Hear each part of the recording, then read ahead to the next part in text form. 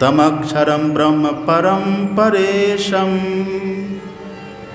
अनंत अव्यक्त माध्यात्मिक योग गम्यम। ये हाथी कहता है आध्यात्मिक योग गम्यम। पहले तो कहता परसाया भी धीमहि, हम उनका ध्यान करते हैं, पर कौन सा ध्यान करते हैं?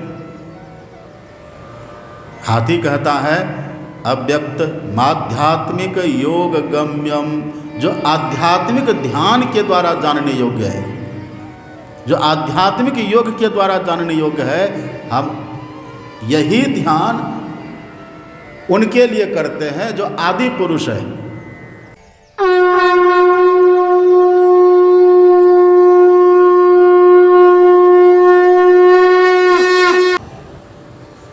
आसित गिरिवरो राजन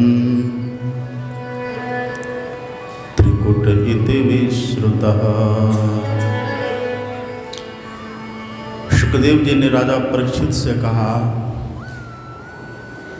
राजन, क्षीर सागर में त्रिकूट पर्वत 10,000 योजन ऊंचा और उसी की तलहटी में एक ऋतुमान नामक उद्यान, उसी के भीतर बहुत से जंगली जीव रहता था। पर उस उद्यान में अथवा वन में कोई खतरनाक जंतु नहीं था। सिंह, व्याघ्र ये कुछ नहीं था। जितने जंगली जीव थे सब बड़े सुखी आनंद से रहता था। कारण क्या था? उसमें एक गजेंद्र रहता था और इतना शक्तिशाली, इतना बलशाली, उसके भय से वनराज सिंह भी वन खाली कर दिया।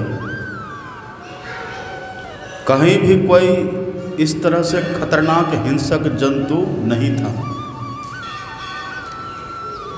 उस गजेंद्र की कई पत्नियां थी, हथनियां, और उनके बहुत बच्चे भी थे। जंगल में रहता था, उसी वन में रहता था। एक बार ज्येष्ठ की दोपहरी हाथी को बहुत जोर की प्यास लगी है और पानी की खोज में हाथी इधर उधर घूम रहा था। अपने बच्चों को साथ लेकर, पत्नियों को साथ लेकर ढूंढते ढूंढते एक तालाब दिखा है। जल अथाह था, पर जल के ऊपर सवार, उससे ढका हुआ जल।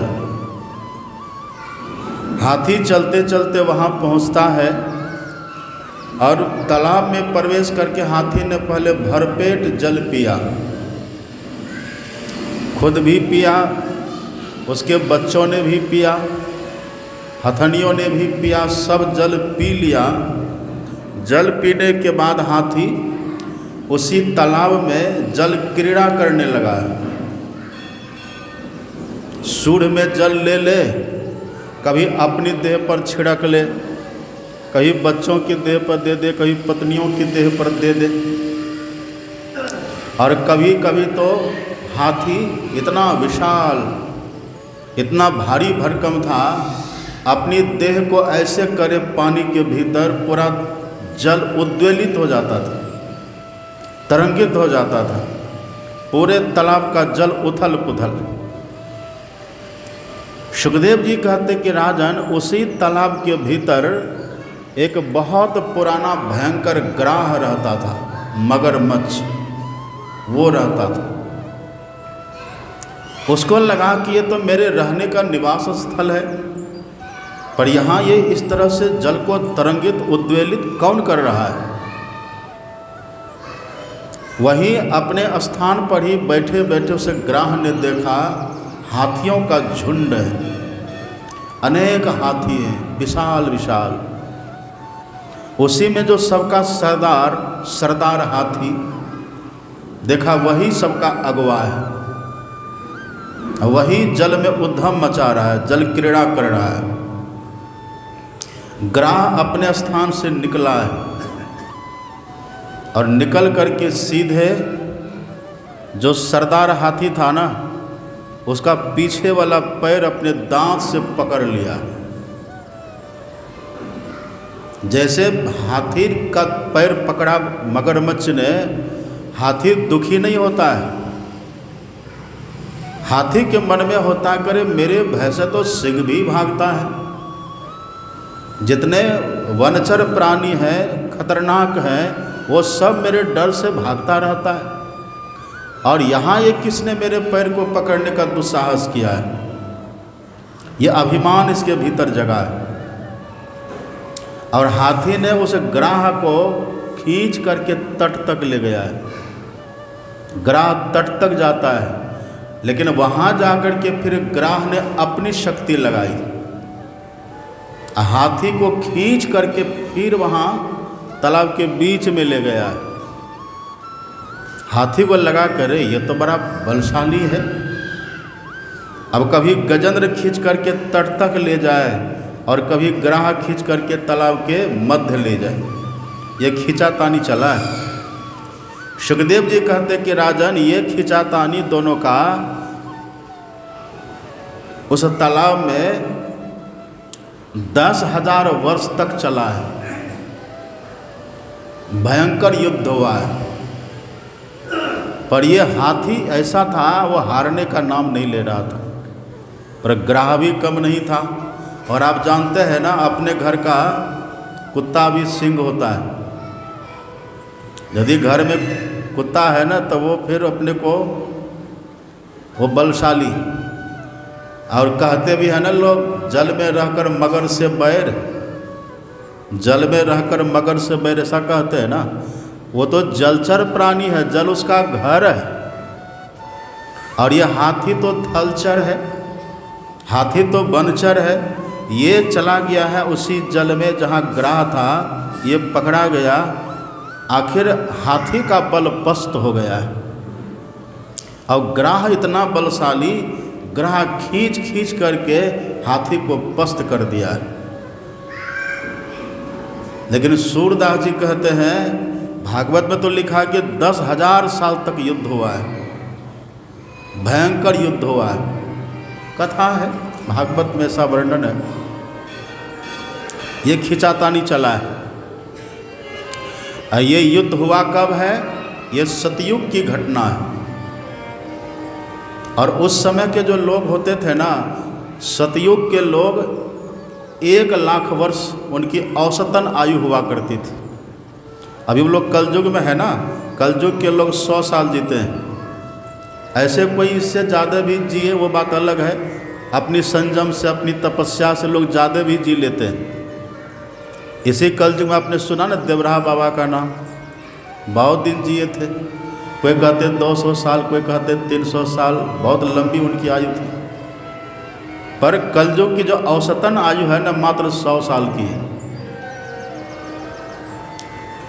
और द्वापर 1 बढ़ गया, कितना हो जाएगा? 1000 साल। और त्रेता के लोग 1 और बढ़ा दीजिए, 10,000 साल। सतयुग के जो लोग हुआ करते थे वो 1,00,000 वर्ष जीते थे। उनकी औसतन आयु 1,00,000 वर्ष, बहुत दिन जीते थे। पर आपने पहले सुना था ना, उसी सतयुग में ही एक राजा हुए अपने यहाँ, जिसका प्रसंग आपने कल सुना था, भरत जी महाराज। ऋषभदेव के पुत्र हुए भरत। ये भरत जी महाराज 1 करोड़ वर्ष तक तो राज ही किए हैं, केवल 1 करोड़ वर्ष। अब कल्पना करिए आप। सुखदेव जी कहते, राजन, उस समय सतयुग में जब ये ग्राह ने गजेंद्र को पकड़ा है, भीषण संग्राम हुआ है। 10,000 वर्ष तक युद्ध हुआ है। ये तो सुखदेव जी कहते, वेदव्यास जी लिखते हैं और ये सतयुग की घटना का वर्णन कर रहे हैं। पर इस कलयुग में सूरदास जी महाराज, सूरदास जी लिखते हैं, 4 पहर युद्ध भयो लय गयो मझधारे, 4 पहर 4 पहर युद्ध भयो लय गयो मझधारे,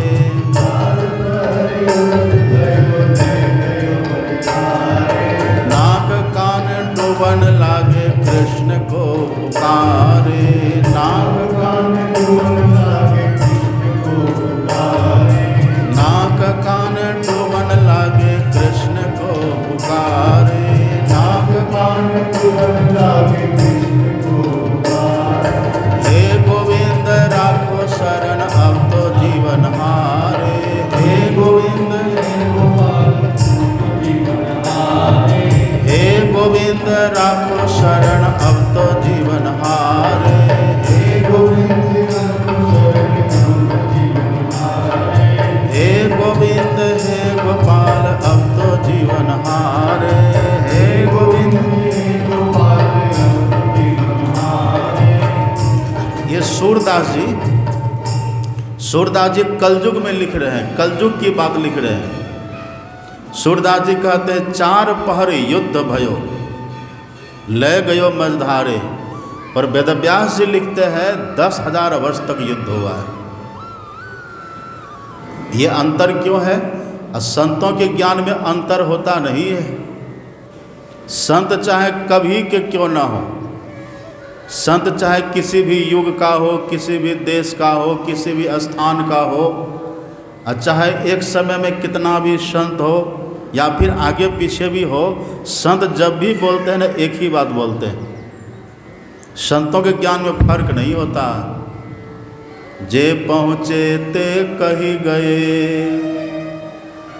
सबकी एक ही बात, सबे सयाने एक मत, सबकी एक ही जात। संतों की एक बात होती है, एक जात होती है। हाँ, कभी काल ऐसा होता है हम उसके बाहरी भाव को समझ नहीं पाते, इसलिए अंतर लगता है। जो तुलसीदास जी कहेंगे ना वो संत कबीर भी कहेंगे, जो सूरदास कहेंगे ना वो गुरु नानक भी कहेंगे। संतों के ज्ञान में फर्क नहीं होता। जो सूरदास जी कहेंगे वही वेदव्यास कहेंगे। लेकिन यहाँ ये जो अंतर दिख रहा है, क्यों दिख रहा है? सूरदास जी कहते 4 पहर युद्ध भयो लय गयो मझधारे, वेदव्यास जी कहते 10,000 वर्ष तक युद्ध चला है। ये भाव क्या है? ये भाव वास्तव में ये तो कथा है ना, पर तात्पर्य यही है, ये गजेंद्र और कोई नहीं है, गजेंद्र हम ही हैं। इस जीव को ही गजेंद्र कहा गया है। जीव है गजेंद्र और काल ही है ग्राह। काल ग्राह है, ग्रसित करते रहता है। और अभी जो हम लोग जी रहे हैं ना, दिन में कितना पहर होता है? दिन में एक दिन में 4 पहर, और रात में भी 4 पहर, 8 पहर होता है ना। और एक पहर में 3 घंटा होता है, 8 से 24 घंटा का दिन रात होता है।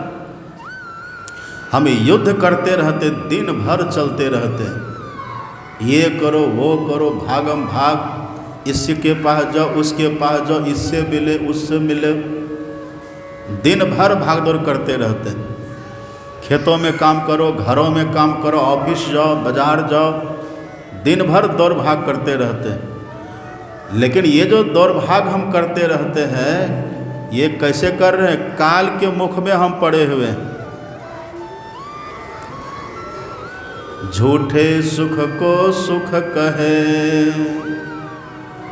मानत है मद मोद, जगत चबे ना काल का, कुछ मुख में कुछ गोद। काल के मुख में हम पड़े हुए हैं।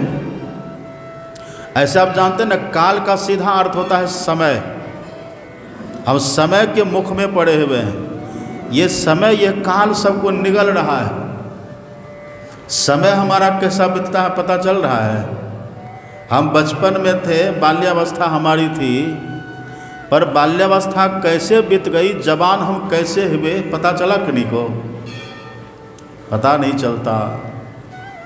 अब फिर जवानी कैसे बीत गई हमारी, बुढ़ापा कैसे आ गया, ये पता चला? पता नहीं चलता है। यही है काल के मुख में पड़े हुए। किस क्षण वो ग्रस लेगा ये किसी को पता नहीं है।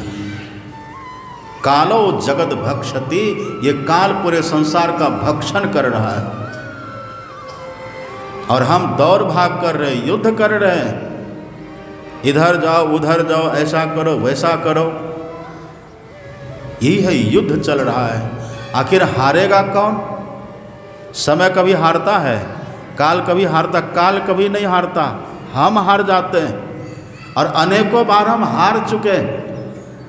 ये पहला जीवन हमारा पहला जन्म नहीं है। इसके पहले कितना बार हम मर चुके, कितना बार जन्म ले चुके। बहुनी में व्यतीतानि जन्मानि तव चार्जुन, तान्यहं वेद सर्वाणि न त्वं वेत्थ परन्तप। बहुत जन्म हुआ है, पर इन सभी जन्मों को हम जानते नहीं। कल आपने सुना था ना भरत जी के 3 जन्मों की कथा। रहुगण के भी 3 जन्म की कथा तो आती है, पर उसके पहले और कितना जन्म वो लिए हैं उसका वर्णन नहीं है। बुद्ध ने अपने 550 जन्मों की बात कही। कितने बार हम जन्मे, कितने बार हम मरे। बस जन्म लेते हैं, युद्ध शुरू हो जाता है, काल दबोच लेता है।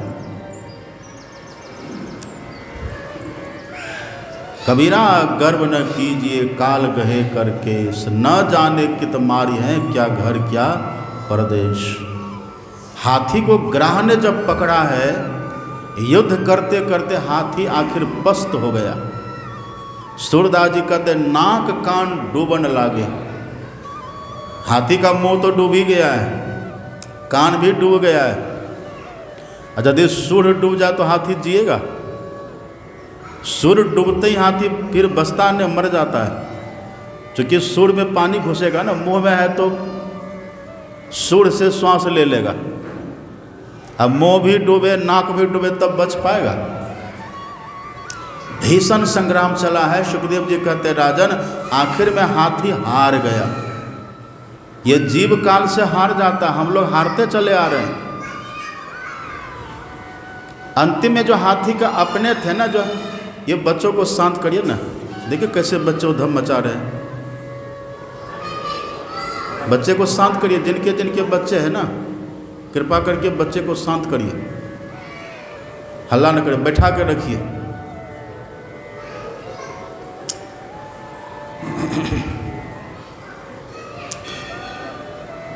जब ग्राह ने हाथी को पकड़ लिया और अब वो पस्त हो चुका है, तो उनके जो अपने बच्चे थे ना, जो किनारे में सब खड़े थे बच्चे, उनकी पत्नियां, वो प्रतीक्षा कर रहे थे अब छूटेगा, अब छूटेगा, अब आएगा, अब आएगा। लेकिन जब नहीं छूटा हाथी, तब हाथी की पत्नियों ने, बच्चों ने सोच लिया अब ये छूटेगा नहीं, अब ये बचने वाला नहीं है। और यदि इसको निगल गया, इसको समाप्त कर दिया ग्राह, फिर इसके बाद तो हमारा ही नंबर होगा। ये सोच करके उनकी पत्नियां और बच्चे सब डर गए, भयभीत हो गए, सब डर गए हैं। अब बच्चों ने कहा क्या करें? अब जितने हाथी के बच्चे थे ना, पत्नियां थी, सब डर गए। और डर करके सबों ने कहा कि अब यहाँ रहना ठीक नहीं, यहाँ से चलो। सब वहाँ से चल दिया। ये दृश्य जब हाथी ने देखा, हाथी टूट गया है।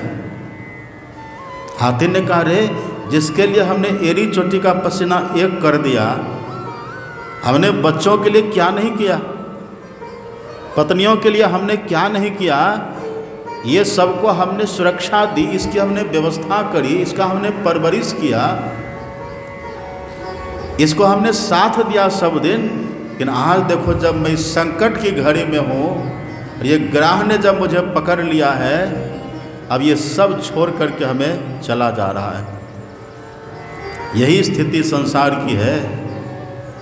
जब संकट में पड़ेंगे ना, थोड़ा प्रयास लोग करते हैं, जब प्रयास विफल हो जाता है, फिर व्यक्ति धीरे धीरे साथ सब छोड़ देता है। ये स्वार्थ का संबंध है। सुर नर मुनि की यह सब रीति, सुर नर मुनि की यह सब रीति, स्वार्थ लाग करहि सब प्रीति, स्वार्थ लाग करहि सब प्रीति। बस ये स्वार्थ का नाता है। हाथी ने देखा, अरे वो तो मेरी पत्नी है, वो तो सदैव मेरे साथ रहती थी, अब वो भी चली जा रही है। ये तो मेरा बच्चा है, ये तो बड़ा प्यारा था मेरा, पर ये भी साथ छोड़ करके चला जा रहा है। एक एक करके हाथी ने सबको देखा, सबका निरीक्षण किया है। हाथी का भीतर कांप गया। जितनी पीड़ा ग्राह के पकड़ने से हो रही थी ना, अब उससे ज़्यादा पीड़ा हाथी को अपनों के छोड़ने से हुआ है। बड़ी पीड़ा, व्यथित है हाथी। इधर ग्राह के पकड़ने की पीड़ा और उधर अपनों से बिछुड़ने की पीड़ा, व्यथित हो गया है। अपना तो रुक नहीं रहा है, पर चाहना है कि वो रुके। अब पीछे से ग्राह दबोचा हुआ है। अब कल्पना करिए वो कैसी स्थिति होगी। सुखदेव जी कहते कि राजन, ये स्थिति उस हाथी की भी है। और महापुरुष कहते ये हाथी और कोई नहीं है। ठीक है, कथा है, पर ये गजेंद्र, यही जीवात्मा, आत्मा ही वो गजेंद्र है। और हमने कितना सब कुछ खड़ा करके रखा है, और उसी के पीछे रात दिन हमारा जीवन बीत रहा है। हम जो मनुष्य बने हैं ना, मानव का तन जो हमें मिला है, ये मानव का तन हमको ईश्वर ने अपने लिए दिया था। इसलिए ईश्वर ने मानव का तन हमें दिया कि इस तन में रहो, इस तन में निवास करो, और इसमें रह करके मेरे पास आओ। इसी मानव तन में है रास्ता ईश्वर के पास जाने का, और किसी शरीर में नहीं है। इसमें है रास्ता, इसी में मार्ग बना हुआ है। ईश्वर के पास जाने का रास्ता मानव तन से गया हुआ है। इसलिए ईश्वर ने कृपा करके मानव का तन तो दिया, लेकिन हम क्या किए? हम वही हाथी छाप हो गए, अपनों के पीछे, बस इधर अपनों के पीछे ही रह गए। देह की व्यवस्था में, देह से संबंधित व्यक्ति और वस्तु की व्यवस्था में, इसी में रह गए। और हम अभागे इतने हैं, इसके भीतर जो रास्ता है ना ईश्वर के पास जाने का, उस रास्ता को हमने जानने का प्रयास तक नहीं किया। परिणाम बहुत भयंकर होता है, परिणाम बहुत दुखद होता है अंतिम में। हाथी ने देखा कि मेरा सब कुछ व्यर्थ हो गया, अब सब व्यर्थ, इतनी मेहनत, इतना परिश्रम अब किसी काम का नहीं रहा।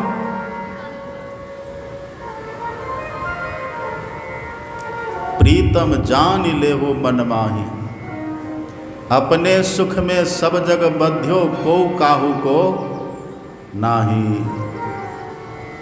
सुख में आन सबे मिली बैठत, रहत चहुदिसी घेरे, अब विपत्ति परे सब ही संग छाड़त, को नहीं आवत नेरे। हाँ, थोड़ा फर्ज निभा देगा, सेवा वहीं तक होगी जहाँ तक वो कर पाएंगे।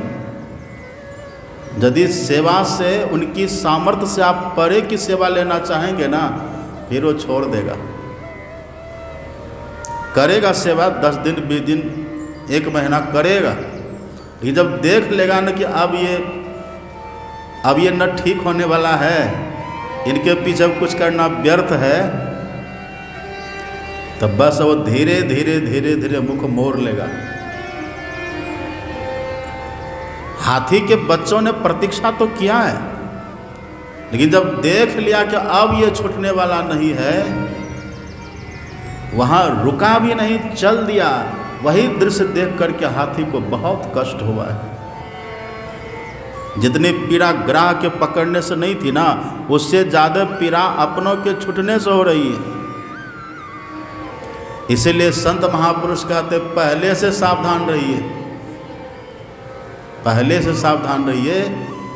सबसे रसिए, सबसे बसिए, सबसे बोलिए बोल, हाँ जी करते रहिए, रहिए अपनी ओर। खीरा देखा आपने? खीरा, एक खीरा हो, एक तो ये खीरा है ना जो हम लोग, एक होता है बालम खीरा। उस खीरा की खासियत ये होती है, उसके बीच में बिल्कुल खोल होता, पोल होता है बीच में, बिल्कुल रिक्त। बाहर से बिल्कुल ठोस दिखेगा आपको, बाहर से ठोस है वो देखने में, लेकिन भीतर से उसको काट करके देखेंगे ना आप, एकदम खोखला दिखेगा। खीरा भीतर से खोखला पर बाहर से मिला हुआ। संत महापुरुष का तो ऐसे ही संसार में रहिए, भीतर से सबसे अलग होकर के रहिए, हमेशा अलग रहिए। अब बाहर से सबसे मिल करके रहिए, सबसे मिलिए। जिनके साथ जैसा संबंध है ना वैसा संबंध निभाइए, पर भीतर से सोच करके रखिए कि यहाँ ना हम किसी के हैं न कोई हमारा है। बस 10-20 साल की बात है, कोई 10-20 साल के बाद चले जाएंगे, कोई 30-35 साल के बाद चले जाएंगे, बस सब अलग अलग हो जाएंगे, सब अलग हो जाएंगे।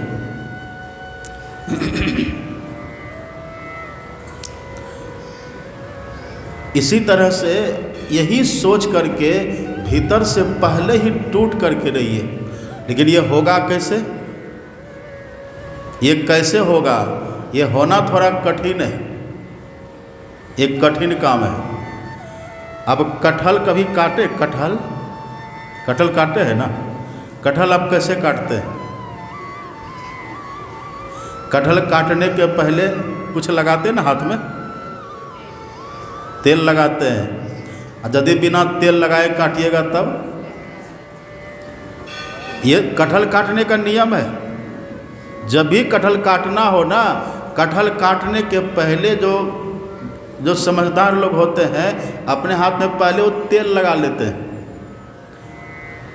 तेल लगा लिए ना, फिर कटहल को काटिए, कहीं छुइए, कहीं पकड़िए, फिर कोई दिक्कत नहीं है।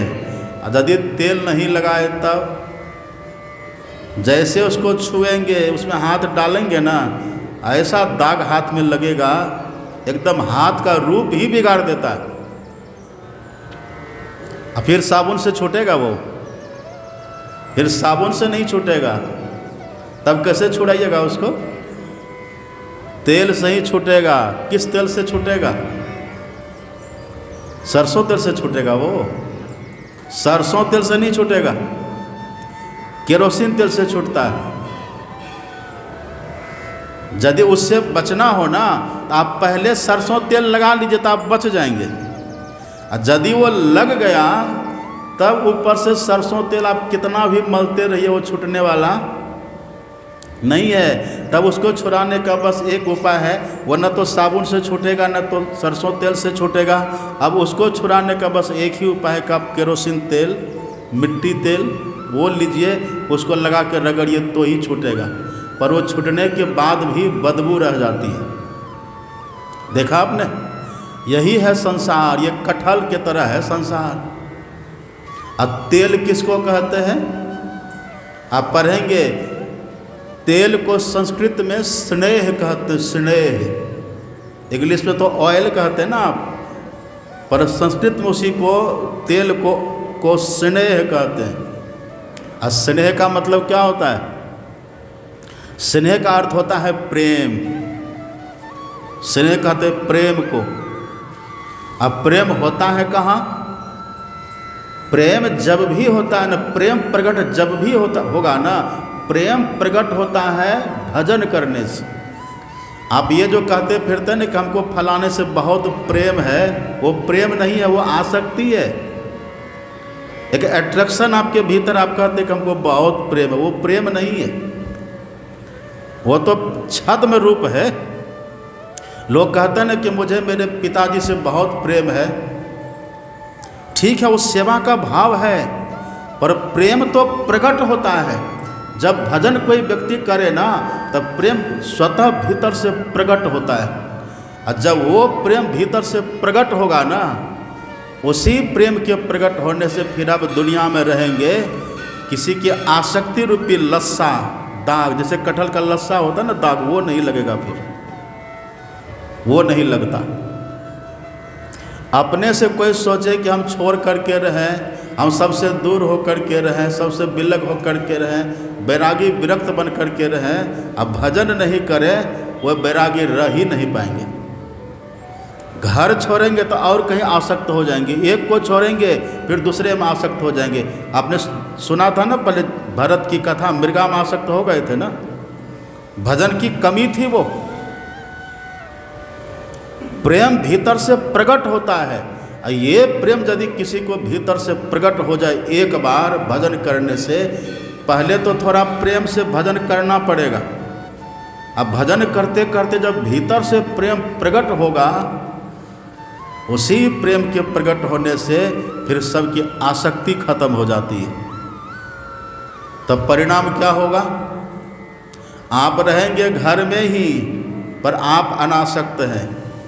लेकिन जो आपसे जुड़े हुए लोग रहेंगे ना, आपके प्रति बहुत प्रेम रखेंगे, बड़ी श्रद्धा रखेंगे, क्योंकि आप कहीं और से जुड़ गए हैं ना। इधर आप जुड़ेंगे भगवान से और दुनिया जुड़ जाएगी फिर आपसे। यही तो चमत्कार होता है ना साधु महात्मा के साथ, यही चमत्कार होता है। यही प्रेम चाहिए। और प्रेम जब प्रबल होता है ना, उसी प्रेम की प्रबलता से फिर भगवान प्रकट होते हैं। प्रेम ते प्रगट होई मैं जाना, प्रेम ते प्रगट होई मैं जाना, प्रेम ते प्रगट होई मैं जाना,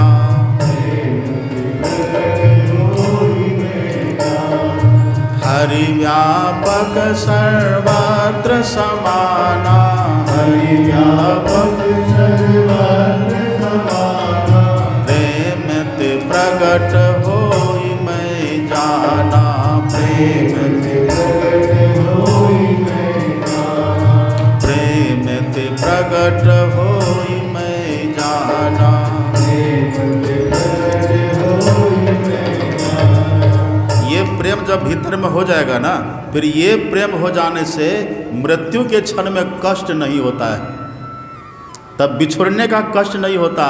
यदि ये प्रेम भीतर में प्रकट नहीं हुआ है ना, तब मृत्यु के क्षण में अपनों से बिछड़ने की बड़ी पीड़ा होती है। एक तो उधर काल पकड़ रखा होता है ना, ग्राह पकड़ रखा है ना हाथी को, और अपना जो उधर बिछुड़ रहा है ना, सुखदेव जी कहते कि राजन ये दोनों भयंकर पीड़ा हाथी को हो रही है। यही होता हमारे साथ। यदि प्रेम हमने पहले कर लिया, पहले हमने अपने इष्ट से प्रेम कर लिया, अपने आराध्य से प्रेम कर लिया, तब फिर मृत्यु के समय पीड़ा नहीं होती। और पीड़ा नहीं होने का कारण यही होता है कि इष्ट हमारे साथ होते हैं। लेकिन आपके तो इष्ट है भी नहीं।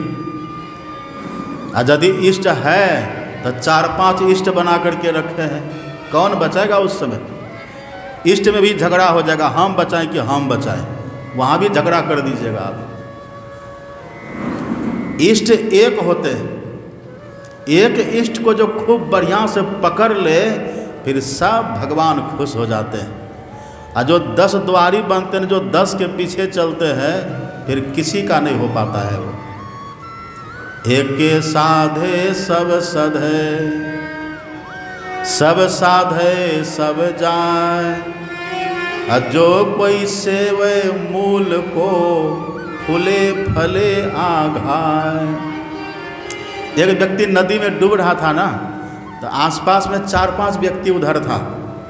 किसी का नाम गणेश है, दिनेश है, महेश है, रमेश, उमेश, ये सब व्यक्ति वहाँ थोड़ी दूर में था। वो व्यक्ति नदी में डूब रहा था। अब डूबते डूबते कहता है उमेश आओ बचाओ, देखो मैं नदी में डूब रहा हूँ। उमेश वहाँ से चला बचाने के लिए। अब समय तो लगेगा ना, वहाँ से चला बचाने के लिए। तब तक कहते हैं गणेश जल्दी आओ बचाओ हमें। उमेश लौट गया, वो तो गणेश को बुला रहा है। अब जब तक वो आएंगे तब तक ये व्यक्ति कहता है महेश जल्दी आके बचाओ। गणेश भी लौट गया। फिर कहता है दिनेश आके बचाओ। महेश भी लौट गया। परिणाम हुआ कि वो डूब गया। यदि एक ही को कहता रहता तो वहाँ के बचा लेता ना। हम कितना बना करके रखें, खिलौना खिलौना की तरह हम खेलते रहते हैं। जैसे बच्चे के पास खिलौना होता है ना, कई खिलौना होता है, खेलते रह, ऐसे हम खेलते रहते हैं। भक्ति खेल की चीज़ नहीं है। तुलसीदास के इष्ट है बस राम भगवान। आप जब सुनेंगे ना कथा प्रसंग को, आश्चर्य लगेगा आपको। तुलसीदास जी गए थे वृंदावन बांके बिहारी के मंदिर में, प्रणाम नहीं कर रहे थे। कहा प्रणाम करो तुलसीदास। कहा हम नहीं करेंगे। कहा कहो छवि आज के भले विराजो नाथ, तुलसी मस्तक तब नभे धनुष बाण लियो हाथ। तुलसीदास जी ने कहा प्रणाम करेंगे तब जब मेरे इष्ट के रूप में ये होंगे। ये इष्ट के प्रति निष्ठा, ये खंडन, ये विरोध नहीं है। भगवान सब एक ही हैं, पर सब भगवान को अपने इष्ट के रूप में देखने की विधा है। ये आध्यात्मिक नियम है। इन आप तो अपनी बुद्धि को विशेष समझ रहे, किसी की बात मानने के लिए तैयार हैं कहाँ। कथा सुन लेंगे, सब कुछ सुनेंगे, हाँ बाबा ऐसे बोल रहे हैं, ऐसे बोल रहे हैं। कित मुरली कित चंद्रिका। तुलसीदास जी नहीं झुके, भगवान बदल गए। भगवान का चल इनकी निष्ठा की रक्षा करनी चाहिए। भगवान खुश हैं। भगवान ने कहा कि ठीक है चलो हम तुमको तुम्हारे इष्ट के रूप में दिखते हैं। यदि हमारी निष्ठा सही हो ना, सब हमें हमारे अपने इष्ट के रूप में दिखेंगे। कित मुरली कित चंद्रिका, कित गोपियन के साथ, अपने जन के कारणे श्री कृष्ण बने रघुनाथ। कृष्ण भगवान ही राम बन गए, तब तुलसीदास जी ने प्रणाम किया है। ये बड़ी बड़ी कथाएं हैं। आदर सबका करना है, सम्मान सबका करना है, पर पूजा एक की, ध्यान एक का, भक्ति एक की, फिर वो रक्षा करते हैं अंतिम में। हाथी बहुत दुखी है। ये आप जानते हैं ना, विपत्ति में विवेक जगता है व्यक्ति को। इसलिए थोड़ी विपत्ति भी जरूरी है जीवन में।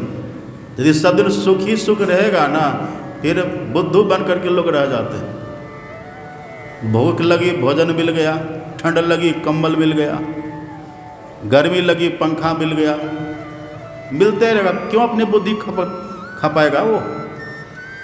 पर जो अभाव का जीवन में रहते हैं, जो विपत्ति में रहते हैं ना, तो विपत्ति में व्यक्ति का विवेक जगता है। कुछ करने का उसके भीतर के जज्बात होता है, कुछ करता है, विवेक जगता, कुछ करता है, कुछ पाता है। हाथी बहुत विपत्ति में पड़ा है। अब पहले आपने सुना था ना, कुंती माँ ने क्या मांगा था वरदान? विपदः सन्तु न सस्व तत्र तत्र जगत गुरो, भवतः दर्शनम यत्स्यात् पुनर्भव दर्शनम। हे प्रभु आप कृपा करिए और कृपा करके मुझे विपत्ति दे दीजिए। विपत्ति की मांग की है माता कुंती ने। विपत्ति की मांग क्यों की है? क्योंकि विपत्ति में विवेक जगता है। विपत्ति जरूरी है। अब हाथी ऐसे विपत्ति से घिरा है, ऐसे जीवन के मोड़ पर हाथी है जहाँ हाथी की रक्षा करने वाला कोई नहीं है। सब जिनके पीछे जीवन जिया था सब छोड़ करके अब चला गया। अब हाथी का विवेक वहाँ जगता है। हाथी ने मन में सोचा, कहो जंगलों का राजा होता है सिंह, जंगल का राजा सिंह ही होता है ना। मतलब जितने जंगल में जानवर होते हैं ना, सबसे पराक्रमी, सबसे शक्तिशाली सिंह होता है। यह हाथी कहता, पर वो सिंह मेरे डर से भागता था, भाग गया। इसका मतलब ये हुआ उस सिंह से ज़्यादा शक्तिशाली मैं था। पर यहाँ आकर के आज मेरी भी शक्ति क्षीण हो गई है, यहाँ करके आज मेरा भी बल पस्त हो गया। इसका मतलब मुझसे भी बलशाली ये ग्राह है। जंगल के अन्य जानवरों से बलशाली सिंह, सिंह से बलशाली मैं था, और आज मुझसे बलशाली ये ग्राह निकल गया। ये सूत्र बतला रहा है कि इस ग्राह से भी ज़्यादा बलशाली कोई होगा। ये विवेक जग रहा है ना, देख रहे हैं ना, ये सूत्र बतला रहा है। और उससे भी फिर कोई बलशाली होगा, उससे भी ज़्यादा कोई बलशाली होगा, फिर उससे भी ज़्यादा कोई बलशाली होगा, और एक ऐसा बलशाली होगा जो सभी बल का, सभी शक्तियों का केंद्र बिंदु होगा। उसी का नाम है ऑलमाइटी गॉड। लोग कहते हैं ना ऑलमाइटी गॉड, सब सर्वशक्ति संपन्न ईश्वर। हाथी है, वो जानवर है, उसको पता नहीं कि भगवान किसका नाम है। अब हाथी यही सोच करके जो सबसे शक्तिशाली कोई होगा, हाथी ने यही कह करके पुकारा है, अनंत शक्तये लिखा है। सुखदेव जी कहते, राजन हाथी ने जो स्तुति करी है ना, अनंत शक्तये नमः, हे अनंत शक्ति आपको नमस्कार है। फिर हाथी का और विवेक जगा। हाथी ने सोचा जो अनंत शक्ति संपन्न होगा उससे पहले का कोई नहीं होगा, है ना, ये विवेक है ना। जो सबसे शक्तिशाली, जो अनंत शक्ति संपन्न होगा उसके पहले का कोई नहीं होगा, वो आदि होगा, वो सबका आदि होगा। फिर देखिए हाथी कहता, पुरुषा यादि बीजाय आदि, जो सबसे पहले का होगा वही अनंत शक्ति संपन्न होगा। यह हाथी कहता है, परेशाया भी धीमहि, हम उसी शक्ति का ध्यान करते हैं। पानी में पड़ा हुआ है, ग्राह दबोचा हुआ है, अपनों ने साथ छोड़ दिया है, विवेक इसका जगह है। जो अनंत शक्ति संपन्न है, अनंत शक्तये नमः, हम उनको नमस्कार करते हैं। और वो अनंत शक्ति जो होगी ना, वो आदि बीजाय, वो सबसे पहले का होगा। तो जो सबसे पहले का है ना, हाथी कहता है परेशाया भी धीमहि, हम उस परे से परे पुरुष को का ध्यान करते हैं। जो सबसे पहले का, जो सबसे आदि का है और जो सबसे ज़्यादा शक्तिशाली है ना, हम उनका ध्यान करते हैं। हाथी ने ध्यान क्यों किया, क्यों कहा कि हम ध्यान करते हैं? ध्यान भी कौन सा ध्यान क्या? हाथी, आप पूरा पढ़िए वर्णन। आगे हाथी कहता है, तमक्षरम ब्रह्म परम परेशम अनंत अव्यक्त माध्यात्मिक योग गम्यम। ये हाथी कहता है आध्यात्मिक योग गम्यम। पहले तो कहता परेशाया भी धीमहि, हम उनका ध्यान करते हैं। पर कौन सा ध्यान करते हैं? हाथी कहता है अव्यक्त माध्यात्मिक योग गम्यम, जो आध्यात्मिक ध्यान के द्वारा जानने योग्य है, जो आध्यात्मिक योग के द्वारा जानने योग्य है। हम यही ध्यान उनके लिए करते हैं जो आदि पुरुष है। स्तुति भी कर रहा है और ध्यान भी की बात हाथी कर रहा है। ध्यान की बात क्यों कहता है? घी कहाँ रहता है? घी दूध में रहता है ना। और आपको पूरी खाना है तो घी चाहिए कि नहीं? आपको घी चाहिए पूरी खाने के लिए, और घी है दूध में। आप पहले घी को निकालेंगे ना, तो घी को कैसे निकालिएगा? क्या विधान है घी निकालने का? अब दूध को गर्म करेंगे तो घी निकल जाएगा? कितना भी गर्म करिए दूध जल जाएगा, पर घी निकलेगा नहीं। अब दूध को ठंडा करिएगा तब घी निकल जाएगा। अब दूध को कितना भी ठंडा कर दीजिए, दूध जम करके वत हो जाएगा, पर उससे घी नहीं निकलेगा। अब दूध को लेकर के तीर्थ में चले जाइए तब घी निकल जाएगा। दूध को लेकर चले जाइए वृंदावन, भगवान के धाम, घी निकल जाएगा वहाँ। गंगोत्री जमुनोत्री चले जाइए, निकलेगा। गंगा स्नान करा दीजिए दूध को, घी निकलेगा। दूध के भीतर से घी को निकालने का बस एक ही उपाय है, उसका विधि विधान से मंथन करिए। पहले उसको जमाइए, गरम करिए, ओटाइए, जोरन डालिए, दही बनाइए, फिर दही को मथ करके क्रीम निकालिए। ऐसे करते हैं ना आप। फिर क्रीम को गरम करिए, जो पानी है वाष्प बन करके उड़ जाएगा, उसमें घी बच जाएगा आपका। यही है ना विधि विधान। जिमि दूध के मथन से निकसत है घी जतन से, तिमि ध्यान के लगन से पर ब्रह्म ले निहारा।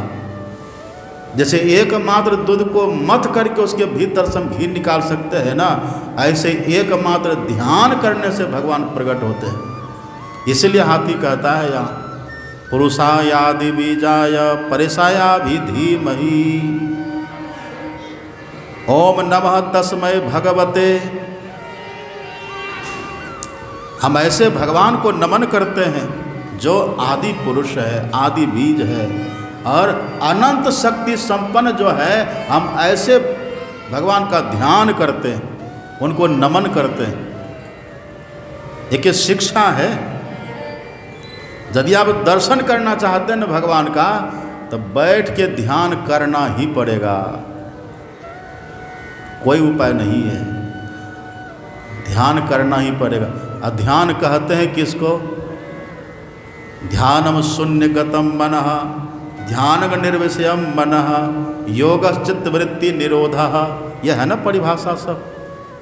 सब परिभाषा महापुरुषों ने दे रखी, लेकिन अब मानने के लिए तैयार नहीं है, इसीलिए कुछ मिल भी नहीं रहा है। बस थोड़ा सा कुछ कर लिए, गए जल फूल फल चढ़ा दिए, अगरबत्ती दिखा दिए, स्तुति गा लिए, पूजा पाठ कर लिए, ऐसे वैसे कर दिए, बस संतुष्ट हो जाते कि हो गया। ठीक है, ये भी ठीक है, पर आपको तो दर्शन चाहिए ना, ये करना पड़ेगा। तस्मै नमः भगवते ब्रह्मणे अनंत शक्ताय अरूपायोरुरूपाय नमः आश्चर्य कर्मणे नमः आत्प्रदीपाय साक्षिणे परमात्मने नमो गिराम विदुराय मनसचेतसामपि। ये हाथी ने जो स्तुति करी है ना, ये देखिए अंतिम में यह हाथी कहता है नमः आत्म प्रदीपाय। क्या कहता है? सो रहे हैं, पलथी मार के बैठिए, तब नींद नहीं आएगी। कथा में नींद आना स्वाभाविक है। यह हाथी कहता है कि हे प्रभु, हमें वो दर्शन दीजिए आकर के जो आत्मा से दिखने वाले हैं। हाथी का विवेक देखिए कैसा है। एक हाथी है, वो भगवान को किस रूप में देखना चाहता है? इस आंख से हाथी नहीं देखना चाहता। आत्म प्रदीपाय, जो आत्मा से दिखने योग्य है, जो आत्मा से जानने योग्य है, ऐसे प्रभु आइए रक्षा करिए। ऐसा क्यों कहा? इस आंख से जो दिखने वाले भगवान होते हैं ना, वो आते हैं चले जाते हैं। इस आंख से दिखने वाले भगवान आपने देखा ना, वराह भगवान आए फिर चले गए। नरसिंह भगवान आए, हिरण्यकशिपु का वध करके चले गए। ये आते हैं चले जाते हैं। राम भगवान आए, रावण का वध करके चले गए। ये सब है ना। तो इस आँख से जो दिखने वाले भगवान होते हैं वो आते हैं चले जाते हैं, वो सब दिन नहीं रहते हमारे सामने। लेकिन जो आत्मा से दिखने वाले वही भगवान है। उसी भगवान को जब आत्मा से देखेंगे ना, आत्मा से यदि एक बार दिख जाए फिर वो कभी नहीं जाते, वो सदैव दिखते हैं। ये होती है आत्मदृष्टि। नमः आत्म प्रदीपाय साक्षिणे परमात्मने नमो गिराम विदुराय। ये आत्मा से दिखने वाले प्रभु भगवान है कैसे? नमो गिराम विदुराय। वो वाणी से परे है, इस वाणी से उसका वर्णन नहीं हो सकता। ये यदि लक्ष्य हो ना, अब हाथी ने कोई नाम भगवान का नहीं लिया है यहाँ, बस वो भगवान जो आत्मा से दिखने वाले हैं, जो अनंत शक्ति संपन्न है, वो भगवान आकर के मेरी रक्षा करे। और आश्चर्य की बात एक और है, महापुरुष कहते हैं कि तब भी भगवान वहाँ नहीं आए। अब हाथी जो ग्राह की पकड़ में है ना, पूरा शरीर उसका डूब चुका है। अब उसकी जो सूंड है, वह सूंड भी मात्र जौ के बराबर ऊपर है पानी से। और तब सुखदेव जी कहते कि राजन, उस हाथी ने एक सुमन लिया है। सुमन शब्द का प्रयोग है। सुमन का अर्थ क्या होता है? सुमन कहते फूल को ना, सुमन मतलब फूल, पुष्प। तो आप कहिए, जब हाथी की सूंड मात्र जौ के बराबर डूबना बाकी है, तब फूल कैसे लेगा? झुकना पड़ेगा ना, फूल लेगा कैसे? यदि झुका तो फिर पानी जाएगा, फिर बचेगा वो। सुमन लिया है। ये सुमन क्या है? सुमन से सु हटा दीजिए, क्या बचेगा उधर? मन। अब मन में लगा दीजिए सुमन। ये सु क्या है? सु अर्थात सुंदर। जिसका मन सुंदर होता है ना, उनके पास भगवान आते हैं। तन किसी का बहुत सुंदर हो, मन मलिन हो, तब भगवान नहीं आते। भीतर मैल चहल के लागी, अब बाहर तन का धोवे है। भीतर तो मैल लगी हुई है। अब भीतर का मतलब क्या? अतड़ी में, आंत में, आंत की भी मैल हो, बाहर की ही मैल है। भीतर कहने का मतलब अंतःकरण। अंतःकरण का मतलब अंदर की इंद्रियां, मन। जिसका मन सुंदर है ना, उसके सामने भगवान रहते हैं। भगवान ये नहीं कि यहाँ अभी नहीं है, पर नहीं दिखने का बस एक ही वजह है कि हमारा मन मलिन है, हमारा मन गंदा है। कबीरा मन निर्मल भया, जैसे गंगा नीर। पाछे पाछे हरि फिरे, कहत कबीर कबीर। अभी तो भगवान को खोजते फिरते किधर मिलेंगे, कहाँ मिलेंगे। अब मन है गंदा। यदि मन गंदा है ना, फिर आप कहीं भी चले जाइए, भगवान नहीं दिखेंगे। और जहाँ आप है ना, वहीं रह करके मन को शुद्ध कर लीजिए, मन को सुंदर बना लीजिए, वहीं भगवान है, वहीं है। और मन शुद्ध कब होता है? जब मन के भीतर से छल कपट छिद्रान्वेषण की भावना निकल जाती है। मोहि कपट छल छिद्र न भावा, मोहि कपट छल मोहि कपट छल छिद्र न भावा,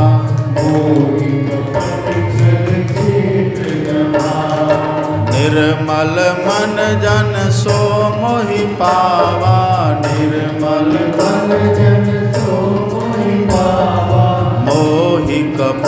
छल छिद्र न भावा, मोहि कपट छल छिद्र न भावा।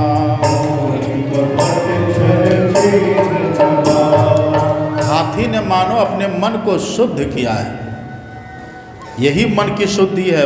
हाथी ने अपने मन को अपनों से हटा लिया। जब वो हमें छोड़ करके चले ही गए तो उसके लिए हम क्यों मरे? गए तो जाओ। बिल्कुल हाथी अपने मन को उधर से हटा लिए। थी कोई पत्नी थी तो थी, अब नहीं है तो नहीं है। फिर हम ऐसा करते हैं? हम ऐसा नहीं करते। यदि पत्नी इधर उधर कहीं चली गई तो तुलसीदास बन जाते हैं,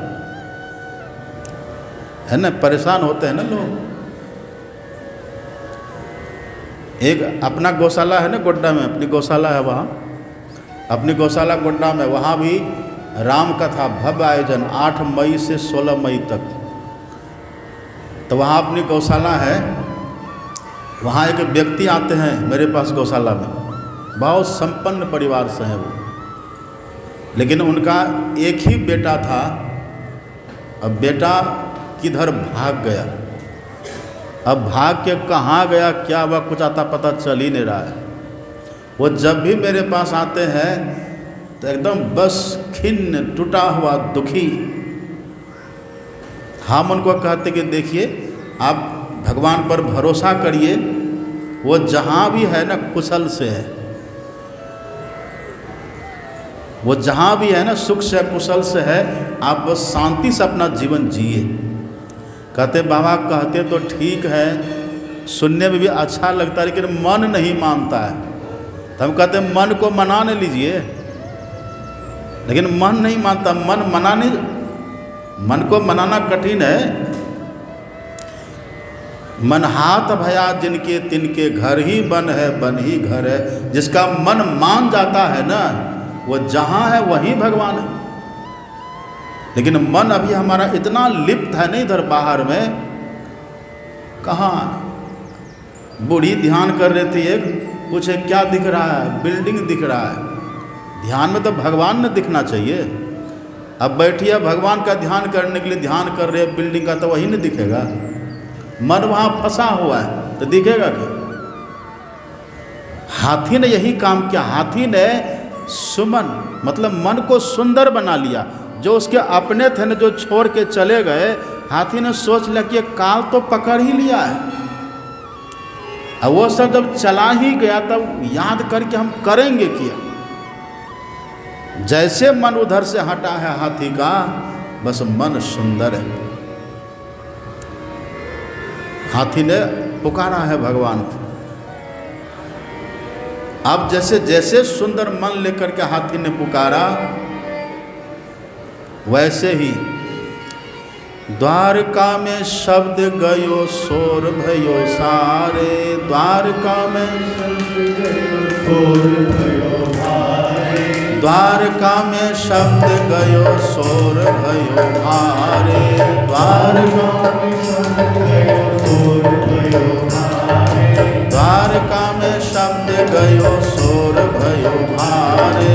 द्वारका में शब्द गयो शोर भयो भारे। शंख चक्र गदा पद्म गरुले सिधारे। शंख चक्र गदा पद्म गरुले सिधारे। हे गोविंद हे गोपाल अब तो जीवन हारे। हे गोविंद हे गोपाल अब तो जीवन हारे। हे गोविंद राखो शरण अब तो जीवन हारे। हे गोविंद राखो शरण अब तो जीवन हारे। हे गोविंद राखो शरण अब तो जीवन हारे। हे गोविंद राखो शरण अब तो जीवन हारे।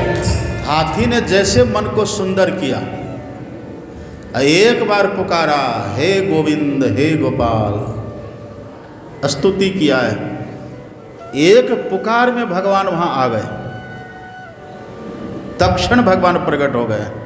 और कैसे आए हैं भगवान? ये तो कथा है ना, गरुड़ चढ़ी सिधारे। जब द्रौपदी पुकार रही थी ना भगवान को, तो द्रौपदी की पहले फज्जती हो गई थी, जानते ना आप, दुशासन ने फज्जती कर दी थी द्रौपदी की, साड़ी खींच लिया था। पहले तो द्रौपदी के भीतर ये भरोसा था कि अपने सब बचा लेंगे। जब अपनों ने नहीं बचा तो द्रौपदी को अपने बल पर अभिमान था कि खुद से हम बच लेंगे। लेकिन जब देख लिया द्रौपदी ने कि न तो अपना कोई बचाने वाला है, न तो अपना बल से हम बच पाएंगे, अरे रे माता जी तार लगा दे कि तार है, तार है। कथा के बीच में नहीं आना चाहिए। बैठ के सुनिए। क्या कह रहे थे हम? हाँ, द्रौपदी ने देख लिया कि अब न तो खुद से हम बच पाएंगे और न तो अपने कोई बचाने वाला है। अंतिम में द्रौपदी ने अपने दोनों हाथ उठा दी और कहते, दुख हरो द्वारिका नाथ शरण में तेरी, बिन काज आज महाराज लाज गई मेरी। पांचों पति बैठे मौन, कौन गति होई, दुशासन वंश कुठार, खैचत चीर लाज नहीं आई। पुकार रही है द्रौपदी।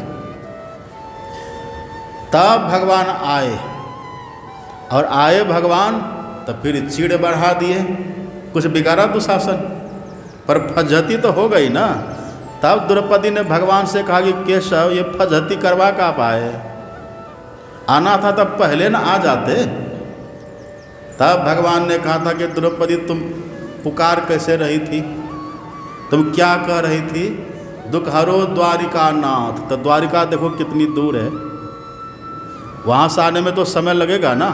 कितना भी तीव्र गति से चलने वाला यान हो, समय तो लगेगा ही। तुम कहाँ यहाँ हस्तिनापुर दिल्ली के पास, और वो कहाँ द्वारिका गुजरात में, उधर उतनी दूर से चलकर आने में समय तो लगेगा ना। तुम कह रहे थे दुख हरो द्वारिका नाथ, यदि तुम ये कहते दुख हरो हृदय नाथ, तो मैं तो तुम्हारे साथ ही था। कमी तो तुम्हारे भीतर है ना, हम तो यही हैं। हरि व्यापक सर्वत्र समाना, हरि व्यापक हरि व्यापक सर्वत्र समाना,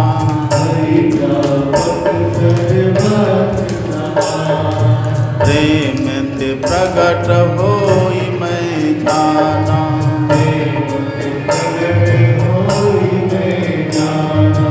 फिर भी ये कहने का एक ढंग है, शंख चक्र गदा पद्म गरुड़ लय सिधारे। भगवान वाहन की भी प्रतीक्षा नहीं करते। यदि ऐसे भक्त पुकारने वाले हो ना, यहाँ तो सुखदेव जी कहते कि राजन जब भगवान वहाँ आए ना, तो तीव्रता में गरुड़ को भी पीछे छोड़ दिए। और गरुड़ की चाल आप जानते हैं, गरुड़ पलक झपकते ही, जो भगवान का वाहन है ना गरुड़, वो पलक झपकते पूरी पृथ्वी की परिक्रमा कर लेता है, इतनी स्पीड है। पर भगवान को वह भी कम लगा, छोड़ के दौड़े। कहने का मतलब भगवान ये कहते हैं, जितनी तेजी से दुनिया के कोई भी तुम्हारे पास आएगा ना, उससे ज़्यादा स्पीड में हम आएंगे, इसलिए हमें पुकारो। ये छूट भगवान दे रहे हैं। और फिर भगवान चार भुजा लेकर के आए। ये कहने का भाव, भगवान ये कहते दुनिया में किसी को पुकारोगे वो 2 हाथ लेकर के आएगा, पर मैं 4 हाथ लेकर के आऊँगा, मुझे पुकारो। इन पुकारते हैं हम।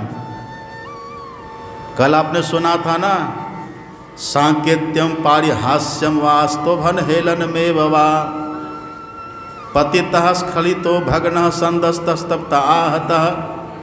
कहीं भी कभी भी किसी भी स्थिति में आप कैसे भी भगवान को बुलाइए, भगवान सुनते हैं। यदि बुलाने में हमारा भाव भरे ना, वो प्रकट हो जाते हैं।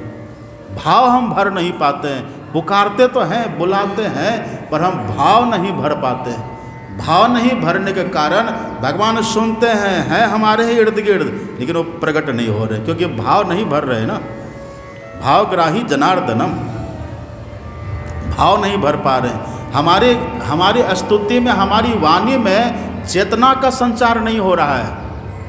जैसे चेतना का संचार, जैसे हमारा शब्द सजीव होता है ना, तुरंत भगवान प्रकट होते हैं। अभी तो हमारा शब्द ही मरा हुआ है, भाव भरा हुआ नहीं है। तत्क्षण भगवान प्रकट हो गए। और भगवान क्या किए? परिचय भी देना है ना, परिचय भी देना है। ये घटना कब की है? सतयुग की घटना है। उस समय न राम भगवान थे, न कृष्ण भगवान थे, उसमें प्रकट हुए थे। राम भगवान तो त्रेता में आएंगे, और कृष्ण भगवान कब आएंगे? आज शाम में अपराह्न 5 बजे। तो भगवान तो द्वापर में रहेंगे, आएंगे। यह हाथी कब पुकार रहा है? त्रेता में, इस सतयुग में पुकार रहा है। वही भगवान जो आत्मा से प्रकाशित होने वाले हैं, जो सर्वत्र हैं, उसी भगवान ने देखा कि हाथी के शब्द में चेतना भर गई है, हाथी के शब्द में भाव भर गया है। वही भगवान प्रकट हो गए। और परिचय क्या देना है? परिचय यह देना है कि वो अनंत शक्ति है, अनंत शक्ति। ग्राह पकड़ा हुआ है हाथी को। भगवान क्या किए? गए और एक ही हाथ से हाथी के सूंड को पकड़े,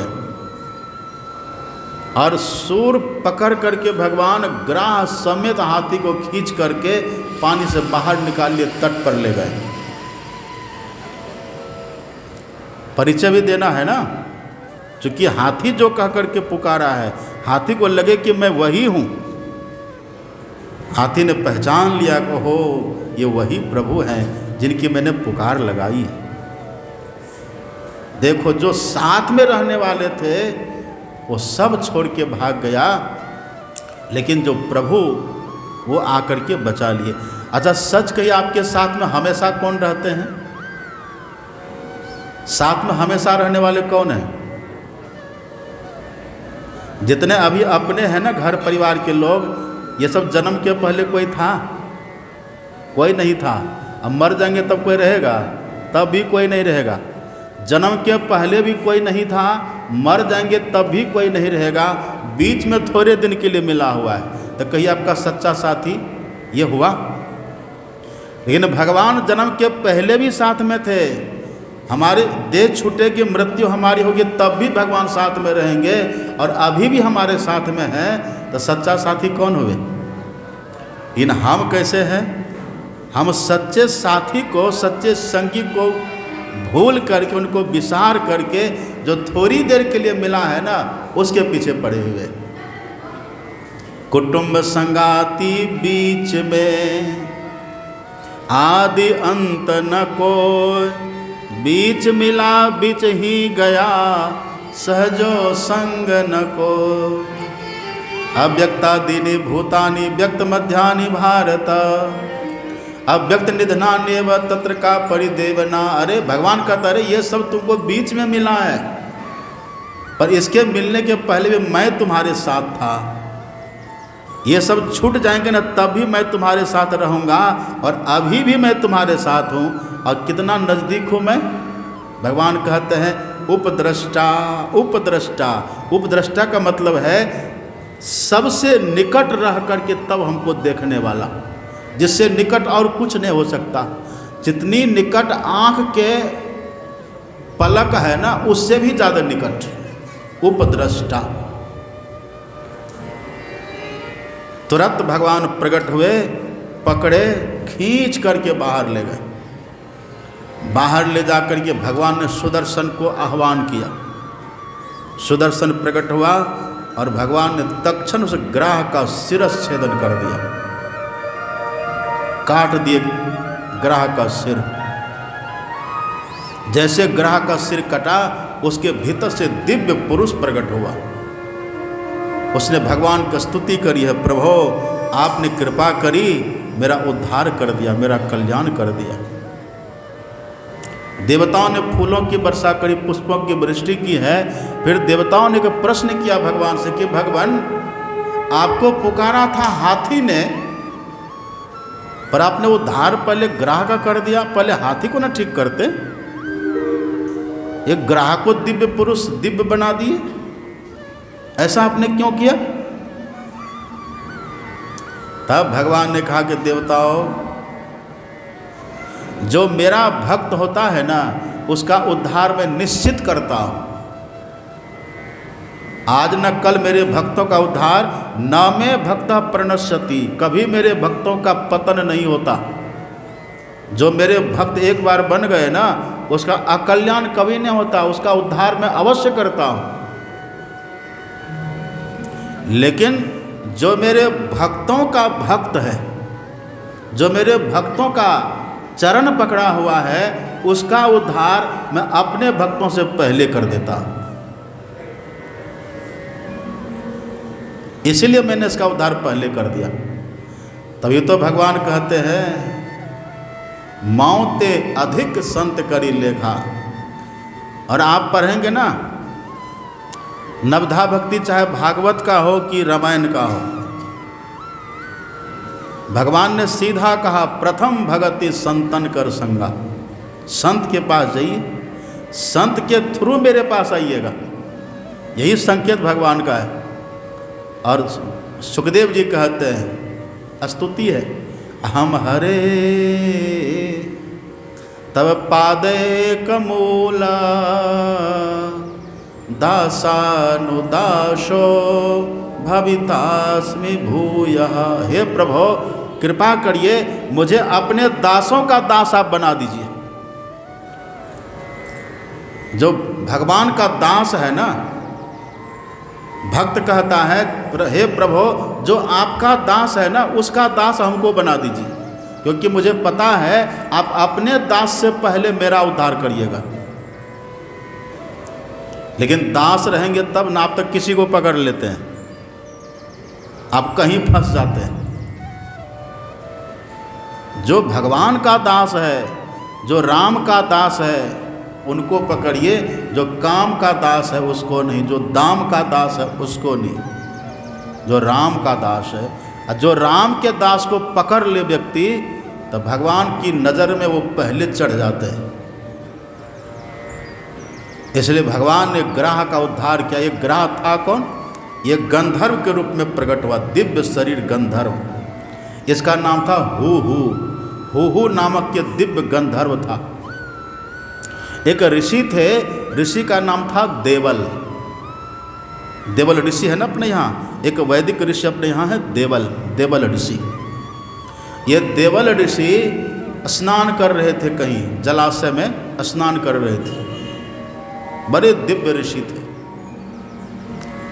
और श्राप वरदान देने में समर्थ, पर देखने में बड़े सरल सहज लग रहे थे। कोई आडंबर नहीं, कोई दिखावा नहीं। एक अपना धोती पहने है, बाल दाढ़ी बढ़ा है, कमंडल है, चलते रहते थे। देवल ऋषि जलाशय में स्नान कर रहे थे और संजोग से उसी जलाशय में वही हूहू नामक जो गंधर्व था ना, वो वेश बदल करके वहाँ आ गया। पर संत की दृष्टि से कोई बचेंगे? योगी सामने धुरखेल नहीं होता, कोई संत को बरगला नहीं सकते। वो हूहू नामक जो गंधर्व था वो आया, ये जहाँ स्नान कर रहे थे ना देवल ऋषि, उसी जलाशय में वो भी प्रवेश किया। वो दूर में प्रवेश किया, देखा कोई बाबा नहा रहे हैं, तो लोग तो पहले बाबा को बाबा ही न समझते हैं। हाँ बाबा है, कोई वैल्यू लोग कम देते हैं। साधु महात्मा को देख के लोग वैल्यू कम देते हैं, क्योंकि वो बड़े सरल सीधे साधे स्वरूप में होते हैं। तो वो देखा वहाँ संत स्नान कर रहे हैं, तो ये हूहू गंधर्व डूब लगाया और डूब लगा करके भीतर भीतर भीतर भीतर गया, उनका पैर पकड़ लिया। देवल ऋषि का पैर पकड़ लिया, पैर पकड़ के खींचने लगा। पर वो तो पहचान लिए था ना ये गंधर्व है। अरे दुष्ट हूहू, तो मेरा पैर खींच रहा है, ग्राह की तरह करता, जा ग्राह हो जा। श्राप दे दिए कि ग्राह हो जा। वही हूहू नामक गंधर्व जो ग्राह बन गया था। क्यों बना था? क्योंकि उसको देवल ऋषि ने श्राप दिया। और आप पहले सुना था ना आपने, मैंने कहा था संत जो श्राप देते हैं ना, उनका श्राप बस एक इन्फॉर्मेशन होता है, एक सूचना होती है। जो घटित होने वाला होता है ना भविष्य में, वो पहले सूचित कर देते कि ये होगा। श्राप संत नहीं देते, संत तो मक्खन की तरह कोमल होते हैं, वो श्राप नहीं देते। लेकिन संत देखते कि इसको इसी विधि से कल्याण होने वाला है। संत ने कहा कि तूने मेरा पैर पकड़ा है ना, तो मेरे पैर पकड़ने का फल है भगवान का दर्शन। पैर पकड़ा है ना मेरा, भगवान संत के चरण पकड़ने का फल है भगवान का दर्शन। आज नहीं तो कल, पर अवश्य होता है। संशय समन दमन दुख सुख निधान हरि एक, साधु कृपा बिनु मिलहि नहीं, करिए उपाय अनेक। यदि कोई साधु को पकड़ लेना तो आज न कल उसको भगवान अवश्य मिलते हैं। वही देवल ऋषि ने कहा तूने मेरा पैर पकड़ा है ना, जाओ तू ग्राह हो जाओ। और देवल ऋषि देख रहे थे कि इसी बहाने इसको भगवान का दर्शन होने वाला है, पर तब वो ग्राह समझा नहीं था। अब यहाँ जो फिर से गंधर्व हो गया, तब ये हो ने कहा कि भगवान आपने कृपा करी, मेरा कल्याण किया। ये देवल ऋषि की कृपा है। वो अपने लोक को चले गए और इधर भगवान ने उस हाथी को स्पर्श किया, उस पर भगवान ने कृपा करी, हाथी का शरीर छूट गया। और जैसे भगवान का स्वरूप था ना, श्याम वर्ण भगवान का पीताम्बर पहने हुए, कान में कुंडल वैजयंती की माला, एकदम हूबहू वैसा ही वह हाथी बन गया। मतलब भगवान ने उस हाथी को सारूप्य मुक्ति दे दी, अपने जैसा रूप बना दिया। और अपने जैसा बना करके भगवान ने उस हाथी को अपना पार्षद बना लिया। परीक्षित जी ने पूछा कि गुरुदेव ये कौन था, ये हाथी कौन है? सुखदेव जी ने कहा कि राजन, ये हाथी एक राजा था जिसका नाम था इंद्रद्युम्न। इंद्रद्युम्न नामक राजा। और ये इंद्रद्युम्न राजा एक बार मलय पर्वत पर बैठा हुआ था। और ये सब राजा था तब भी, पर ये अपने राजपाट को, राजकाज को छोड़ करके और सबसे विमुख होकर के वहाँ बैठा हुआ था। अब बैठ करके मानो भगवान का चिंतन कर रहा है। और तभी उधर से अगस्त जी जाने लगे। अगस्त जी गुजर रहे थे अपने शिष्यों के साथ। इंद्रद्युम्न बैठे हुए हैं, यहाँ से अगस्त जी गुजर रहे हैं। उठ के प्रणाम करना चाहिए। संत है तो प्रणाम करना चाहिए ना। वो जानता तो पहले प्रणाम करता था। इंद्रद्युम्न पहले जब मिलते थे ना अगस्त जी महाराज, सम्मान करता था, प्रणाम करता था। पर आज जो घर छोड़ करके यहाँ आया हुआ है, राजमहल छोड़ करके, राजपाट छोड़ करके, अब जो बैठा हुआ है भजन करने के लिए, तो अब इसको है कि अब हम कुछ कम रहे क्या? अब हम भी तो विरक्त हो गए। हम भी तो भजन भगवान का कर ही रहे हैं। जब भगवान का भजन हम कर ही रहे हैं तो इनको प्रणाम करना कोई ज़रूरी है? अभी इस बात को भूल गया कि वही आदरणीय संत हैं जिनका हम पहले सम्मान करते थे। भूल गया और भजन के अभिमान में राजा बैठा रह गया। तब अगस्त जी ने कहा कि देखो ये राजा को, ये कर्म भ्रष्ट राजा है। ये अपना कर्तव्य छोड़ करके, प्रजा पालन का कर्तव्य छोड़ करके यहाँ बैठा हुआ है। और यहाँ भी बैठ करके यहाँ भी इसने अपने कर्तव्य को विस्मृत कर दिया है। ये बड़ा दिव्य प्रसंग है। यदि कोई संत आवे ना, आप कुछ भी कर रहे हैं जिसको आप जान रहे हैं पहले से, ऐसे आप नहीं जानते तो आपको क्या पता कौन है क्या है। लेकिन यदि आप पूर्व परिचित हैं, कोई महापुरुष है, कोई संत है, और तब उनको आप अनदेखा करके कुछ कर रहे हैं, तो फिर वो अच्छा नहीं होता। उसी समय अगस्त जी ने उसको श्राप दे दिया है। ये तो अगस्त जी श्राप दिए है ना। शिवालय भगवान शंकर का मंदिर है, और एक जो काकभूषुंडी थे ना, बाद में जो काकभूषुंडी हुए, वही जब पूर्व देह में शुद्र शरीर में जब वो थे, उसी शिवालय में बैठ करके ओम नमः शिवाय का जप कर रहा है। उसी समय उनके गुरु महाराज उधर से आ गए, तो उनके मन में होता है कि हम तो भगवान के मंदिर में शिवालय में बैठे हुए हैं, अब भगवान के नाम का जप कर रहे हैं, तब इनके आने के बाद इनको प्रणाम करना कोई ज़रूरी है? वो बैठा रह गया। गुरु आए अभिमानते उठ नहीं किन्न प्रणाम, प्रणाम नहीं किया है। फल क्या हुआ? अति अघ गुरु अपमानता। ये जो अपमान हो गया ना, प्रणाम नहीं किए। अब मन में क्या भाव है?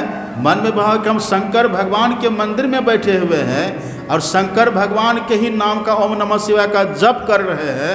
जब भगवान के साथ हम है ही हैं, तो फिर इनको आने के बाद उठ करके प्रणाम करना कोई ज़रूरी है? इस बात को भूल गया।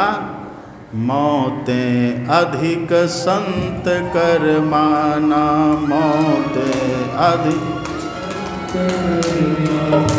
सातम समय मोहिमय जग देखा,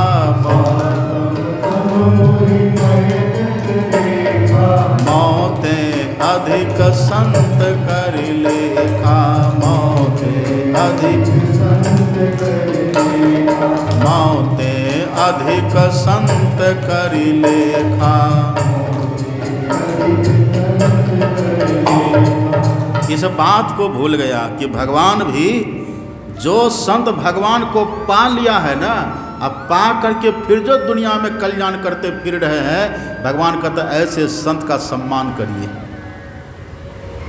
इनका सम्मान करना चाहिए। भूल गया पर शंकर भगवान एक बार हर मंदिर जपत रहो शिव नाम, गुरु आए वो अभिमानते उठ नहीं किन्न प्रणाम। परिणाम क्या हुआ? सो दयालु नहीं कहे वो कछो, उर न रोष लवलेश, अति अघ गुरु अपमानता सही न सके वो महेश। भगवान शंकर नहीं सह सके और तुरंत भगवान शंकर ने श्राप दे दिया कि जा, तो संत के आने के बाद बैठा रहा सांप की तरह, अजगर की तरह, जा तू अजगर ही बन जा। यहाँ अगस्त जी ने कहा कि अरे कर्म भ्रष्ट राजा, राजपाट को छोड़ा, प्रजा पालन का सत्कर्म तूने छोड़ा, ये काम तुम वहां भी कर सकता था, और यहाँ आया तो फिर यहाँ भी अपने कर्म से तू भ्रष्ट हो गया और हाथी की तरफ बैठा, जा तो हाथी ही बन जा। वही इंद्रद्युम्न नामक इंद्रद्युम्न राजा मरा, वही हाथी बन गया था। पर भजन का जो फल था ना, जो भीतर में भजन का कुछ बल था, जो वैराग हुआ था, उसी के फल से ये इंद्रद्युम्न भगवान की कृपा से इनका भी उद्धार हो गया, इनका भी भगवान ने कल्याण किया।